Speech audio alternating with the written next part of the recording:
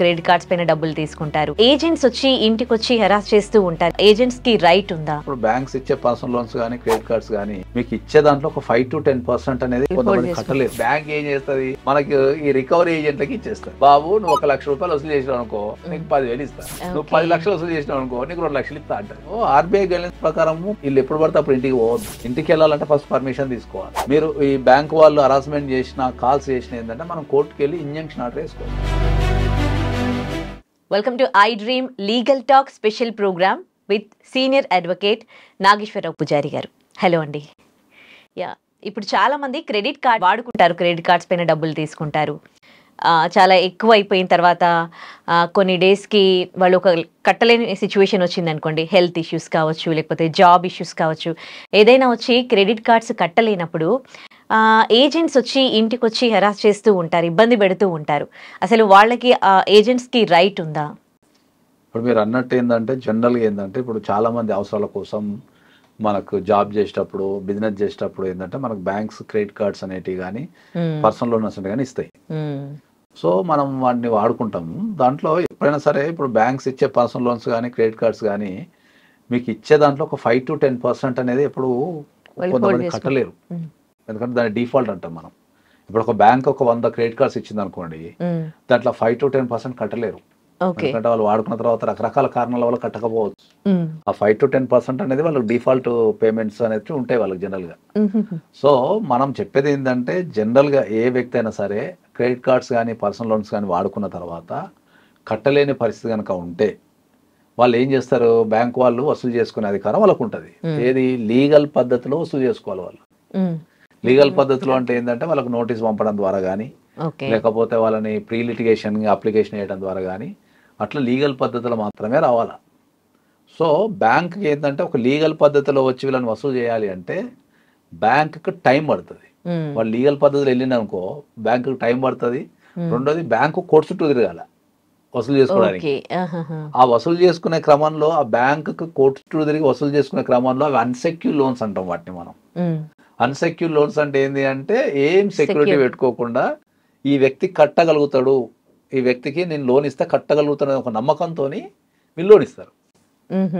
So అది కొద్దిగా difficult అవుతుంది. కోర్టు నుంచి వాడు కోర్టుకి వెళ్ళి అడ్వకేట్ని పెట్టుకొని కేసు వేసి ఇవన్నీ చేయాలంటే వసూలు చేయాలంటే వాళ్ళకు డిఫికల్టీ అవుతుంది. Long process, headaches, administrative headaches మొత్తం ఉంటాయి. కాబట్టి బ్యాంక్ ఏం చేసింది అంటే ఈ రికవరీ ఏజెంట్ అని పెట్టుకుంటారు.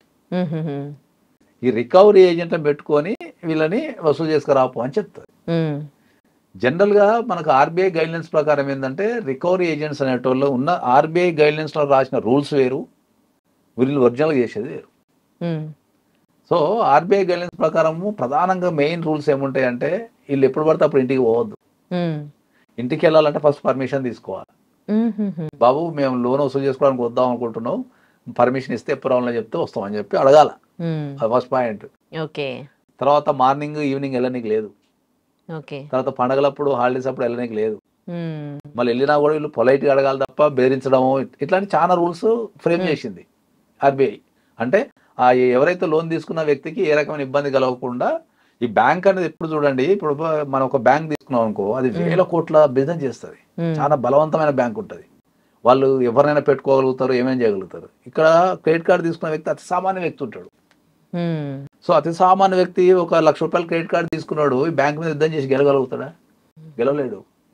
సో అందుకనే వీళ్ళకి ఏమి ఇబ్బంది కలగకుండా, ఈ అతి సామాన్య వ్యక్తికి ఏమి ఇబ్బంది కలగకుండా ఆర్బీఐ అనేది కొన్ని గైడ్లైన్స్ ఇచ్చి వీరి మీద దాడి చేయకండి, జర ఒక పద్ధతి ప్రకారం వసూలు చేసేసుకోండి అని చెప్పేసి మనకు గైడ్లైన్స్ ఇచ్చింది.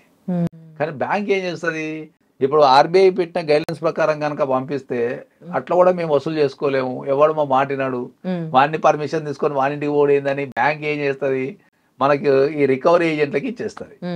ఇచ్చి వాళ్ళకి ఏం చేస్తుంది అంటే వాళ్ళకి ఒక ప్యాకేజ్ ఇచ్చేస్తుంది. ఇక బాబు నువ్వు 1 లక్ష రూపాయలు వసూలు చేసినావు అనుకో నీకు 10,000 ఇస్తా, నువ్వు 10 లక్షలు వసూలు చేసినావు అనుకో నీకు 2 లక్షలు ఇస్తా అంటే.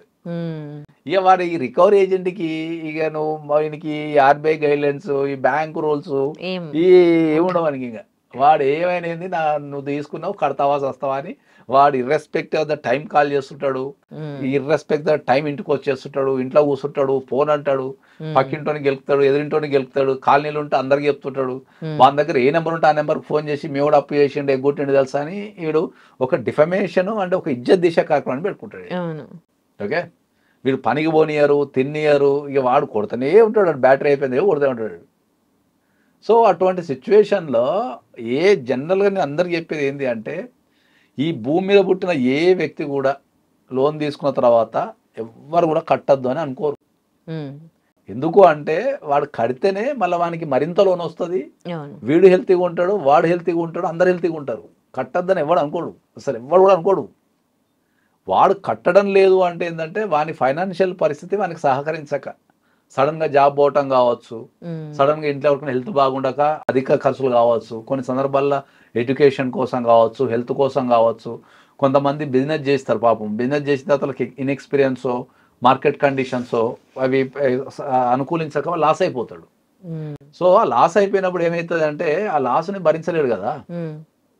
సో వాడు అట్లా కట్టద్దు అనుకుంటాడు తప్ప ఎగ్గొట్టాలని ఉద్దేశం వరకు ఉండదు. ఎందుకంటే వానికి కూడా తెలుసు కడితేనే మళ్ళీ లోన్ వస్తుంది, కడితే మళ్ళీ మరింత తీసుకోవచ్చు, కడితే అంతర్భక్తులు మనకు కూడా తెలుసు. కానీ వాడు ఏ మాత్రం కట్టలేని పరిస్థితికి చేతులు ఎత్తేసిన తర్వాతనే వాడు కట్టలేని పరిస్థితికి వచ్చేస్తాడు. అట్లాంటి వ్యక్తి మీద వీళ్ళు ఆర్బీఐ వాళ్ళు మన గైడ్లైన్స్ పాటించకుండా వీళ్ళు వెళ్ళి వాళ్ళ మీద దాడి చేస్తుంటారు. సో జనరల్ గా అయితే వాళ్ళకు బలవంతంగా వసూలు చేసే అధికారం లేదు. ఒకవేళ అట్లా వచ్చారనుకోండి కాబట్టి లేదు. కాబట్టి వాళ్ళకు ఎప్పుడైనా సరే మీరు ఈ అన్సెక్యూర్ లోన్స్ తీసుకున్న తర్వాత కట్టలేని పరిస్థితి కనుక ఉంటే మీరు ఈ బ్యాంక్ వాళ్ళు హరాస్మెంట్ చేసిన కాల్స్ చేసిన ఏంటంటే మనం కోర్టుకు వెళ్ళి ఇంజంక్షన్ ఆర్డర్ వేసుకోవచ్చు. ఓకే, సివిల్ కోర్టుకి వెళ్ళి మనం అయ్యా నాకు ఈ లోన్స్ నేను తీసుకున్నా, ఈ కారణం వల్ల నాకు ప్రాబ్లం అవుతుంది, నేను కట్టలేని పరిస్థితిలో ఉన్నా, కాబట్టి ఎవరు నన్ను హరాస్మెంట్ చేయొద్దు, నా ఇంటికి ఎవరు రావద్దు, నాకు ఎవరు హరాస్మెంట్ చేయొద్దు, నాకు కాల్స్ చేయొద్దు అని చెప్పేసి చాలా క్లియర్గా మనం సివిల్ కోర్టుకి వెళ్ళి మనం ఇంజంక్షన్ సూట్ కనుక వేసుకుంటే కోర్టు మనకు ఆర్డర్ ఇచ్చే అవకాశం ఉంటుంది. సో వాళ్ళు ఎవరు ఇంటికి రావద్దు అని చెప్పి ఆర్డర్ ఇచ్చే అవకాశం ఉంటుంది. సో వీళ్ళు ఇంటికి రావడంతో ఏమైందంటే ఇంట్లో చిన్నపిల్లలు ఉంటారు, వైఫ్ ఉంటుంది, తల్లిదండ్రులు ఉంటారు, వాళ్ళు ఆందోళన చెందుతారు.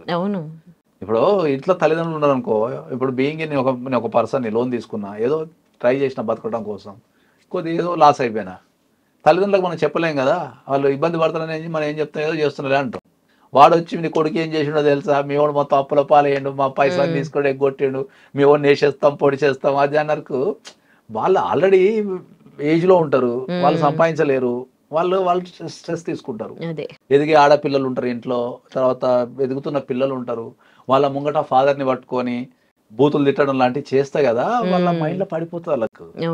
సో మనం అందరికీ చాలా స్పష్టంగా చాలా క్లియర్గా చెప్పేది ఏంటి అంటే, మీరు ఏ కారణం చేతనైనా గనక మీరు అన్సెక్యూర్ లోన్లు కనుక తీసుకొని ఉంటే, బ్యాంక్ వాళ్ళు కనుక మిమ్మల్ని ఇబ్బంది పెడితే, ఓకే, మీరు సివిల్ కోర్టుకి వెళ్ళేసి మనం ఇంజంక్షన్ ఆర్డర్ వేసుకుంటే కనుక మీరు వాళ్ళ హరాస్మెంట్ నుంచి తప్పించుకునే అవకాశాలు ఉంటాయి.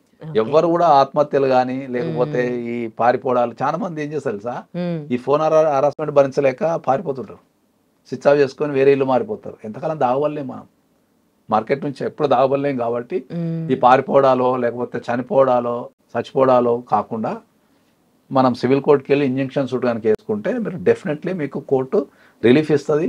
మీరు మెల్లగా తర్వాత కట్టుకోవచ్చు, 3 years 4 years అట్లా టైం తీసుకుని తర్వాత కట్టుకోవచ్చు. Right, thank you sir.